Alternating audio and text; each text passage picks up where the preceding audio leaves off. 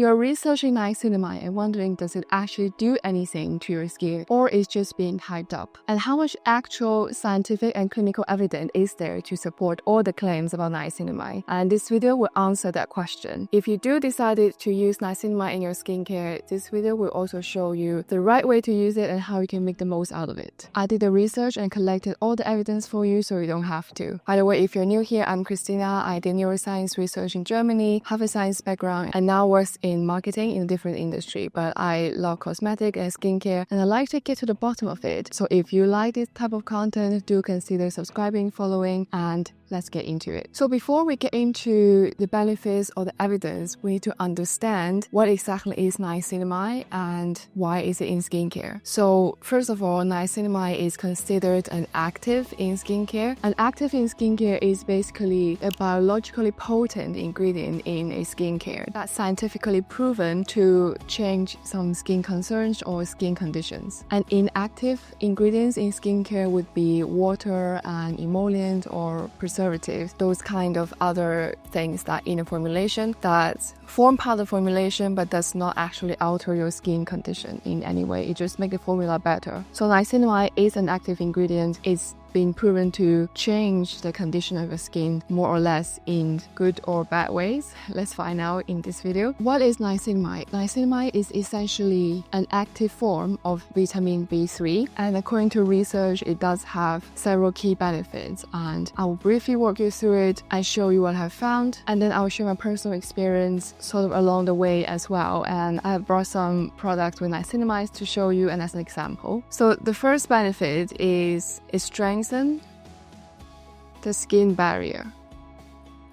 So we heard about this term skin barrier a lot. What exactly is it and why is it necessary? So this is our skin, is a skin tissue, and this is the top of your skin. It basically blocks all the, let's say, UV or dirt, those kind of things in the environment. So this is essentially a skin barrier that protects you from the environmental harm or other environmental damage, that things are not good for your skin, or strong chemical, for example. So you need the skin barrier to protect you, and sometimes the skin barrier can get damaged. Let's say you use a lot of retinol, or you went to sunbathing and got a lot of UV exposure, and then the skin barrier could be compromised, and it could be you're having some health condition. All kind of things can compromise your skin barrier. So what niacinamide does is it can strengthen this barrier, so it's making it stronger, so to protect you better. I figure that a lot of people listen to this term strengthen the skin barrier but don't know really what it means. Is that the case for you? If so, let me know in the comments, because I certainly was new a few years ago when it comes to skincare. Oh, another thing is that there are lots of bacteria actually on top of your skin. They live on top of your skin regardless. Some are good bacteria, some are bad bacteria that can cause acne. So you want to keep those good bacteria and reduce the amount of the bad bacteria. And if your skin barrier is damaged, then those bacteria can get into your skin, but it's not supposed to. So it's almost like, I know, you have like a leaky ceiling, and then the bad things like rain and all those dirt got into your flat or your house, and that's not great. So strengthen the skin barrier, like fix your roof, and that will protect you,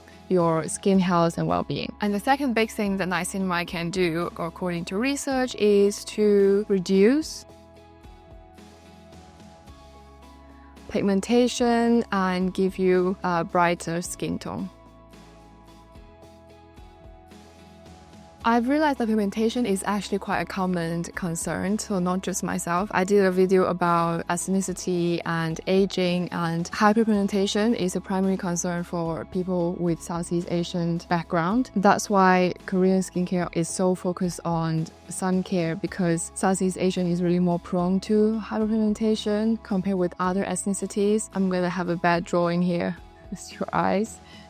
And you might have some pigmentation, like especially on your cheeks. So it's freckles, it's hyperpigmentation. It's in the West, it's considered a good thing, but in Southeast Asia, it's not. But essentially, it doesn't really matter. Like maybe perhaps there are some pigmentation that is not as desirable, perhaps on the side of cheeks that like really big, or some other pigmentation that is not considered desirable by you. We don't have to follow the social convention all the time. If you have some pigmentation that's not desirable, niacinamide can help reduce that and reduce dark spots. Nowadays, it seems that some people want to reduce pigmentation but also draw freckles afterwards. So if that's what you want to do, niacinamide will help with this concern. And brightening, of course, so make your complexion brighter. So the whole idea is to reduce the pigment on your skin, and that's backed up by some research. The third big benefit is it can reduce signs of aging, such as fine lines and wrinkles. So fine lines and wrinkles are more of a primary concern for people of Caucasian descent. It's less predominant in Southeast Asian because something is genetic. Signs of aging show up more as pigmentation in East Asian, Southeast Asian, and more fine lines and wrinkles in Caucasian descent. So that is just backed up by research and fact. Of course, there's individual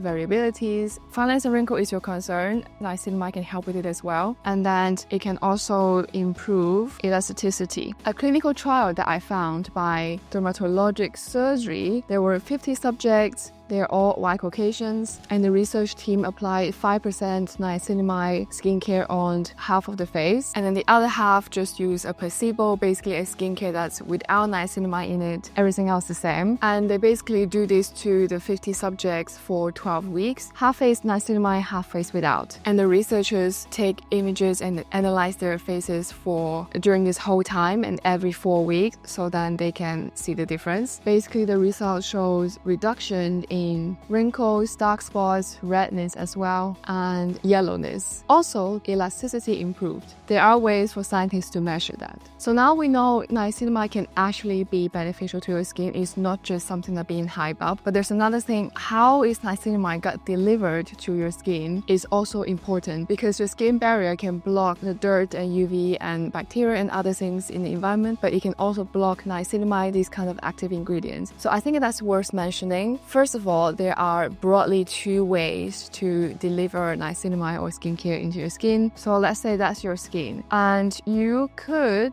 deliver by regular skincare. So you can basically have gel or cream or serum and all that kind of traditional way of doing skincare. Those are the less invasive ones. Some skincare will have this name of exosome. I was wondering if I have a sample here, but no, I don't. So exosome is basically a vesicle with lipids there, and then your skin also have some lipids, so they will like each other, and inside this vesicle it has some active ingredients such as niacinamide in it, so that will help with the penetration of the skincare. But on this side is broadly the non-invasive ones. On the other hand, you can have some more invasive type of method to get niacinamide into the skin, such as micro needling. We talk about this a lot recently and in my podcast with Chris. So obviously you drill holes into your skin, so the active ingredients can penetrate into your skin better, so they get in better. There's another way is using ultrasound. So ultrasound can also push those active ingredients into your skin into a deeper layer. So that's the delivery. I think it's worth knowing, because sometimes we see different skincare as like,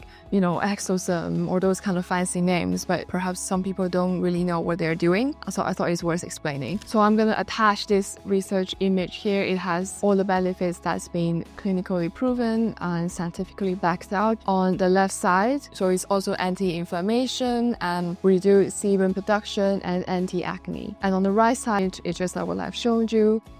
It has different sort of delivery methods. You have gels and emulsions, vesicle systems, and you can have also microneedles and ultrasound. So passive strategies or active strategies. So what are the examples of Korean skincare that's doing really well and using niacinamide as an active or hero ingredient? Okay, so in terms of Korean skincare, it would be this brand called XSY. So I have 2 of their products. I have personally tried most of them. I just received these from the brand recently, but I have purchased the eye cream before and I finished a whole tube in like 1 or 2 months. Yeah, so it has niacinamide as the 5th ingredient on their ingredient list. Yeah, this one is a signature dark spot correcting glow cream, and I just started to use it. I was surprised by how lightweight it feels, especially after application. It's just tiny bit sticky, but it doesn't feel like I have lots of cream on top of my face after I use it. That's one surprising thing about this one. So the percentage of niacinamide here, as it stated, is 5%. We'll get to the percentage soon. I also have other fruit extracts and squalene and all those kind of good ingredients, so I do recommend it. And in terms of the eye cream, it has this very interesting applicator. Perhaps you're not new if you're into Korean skincare. So this is what their applicator looks like. It has this metal ball that you can roll around your eyes, and it's quite cooling. I love it, especially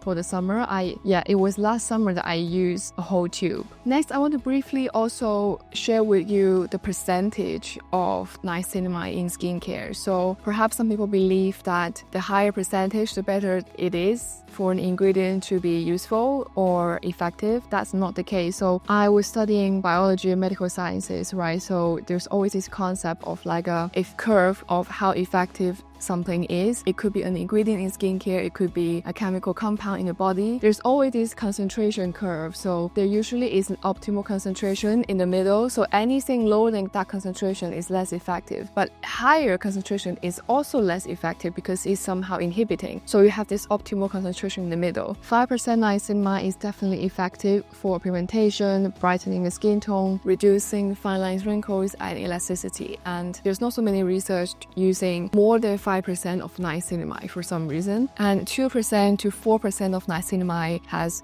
is also effective based on research. So last couple of questions: how to use it correctly. Can you use niacinamide with retinols? The answer is yes, because they are just doing different things. So retinol increase skin cell turnover, but it may cause irritation and damage the skin barrier, and that's actually where niacinamide can come in and strengthen and repair the skin barrier. So it can actually complement retinol, and you can use them together, so you get to use retinol with less side effects. Can you use niacinamide with vitamin C? Yes, essentially two types of vitamins, and doing slightly different but similar things. So because they both reduce pigmentation and brighten the skin tone. I personally use vitamin C serum or those kind of vitamin C shots every single day, every single morning, and I pair it up with niacinamide in the evening as well. Can you use it with exfoliating acids such as AHA, BHAs? Yes, they are quite strong and again could potentially damage your skin barrier, and again that's where niacinamide can step in and help soothe the skin. And if your skin barrier is damaged, probably there's inflammation going on, so niacinamide can help reducing inflammation, reducing redness, repair skin barrier. So I hope you find this video helpful. If you do like this sort of content, do consider subscribing. I'm here every single week and I break down the evidence and marketing to help you make smarter skincare beauty decisions. I should also let you know that I have built a free Korean sunscreen recommendation tool. Check it out in my profile to find your perfect match Korean sunscreen, and I'll see you very soon in my next video. Bye!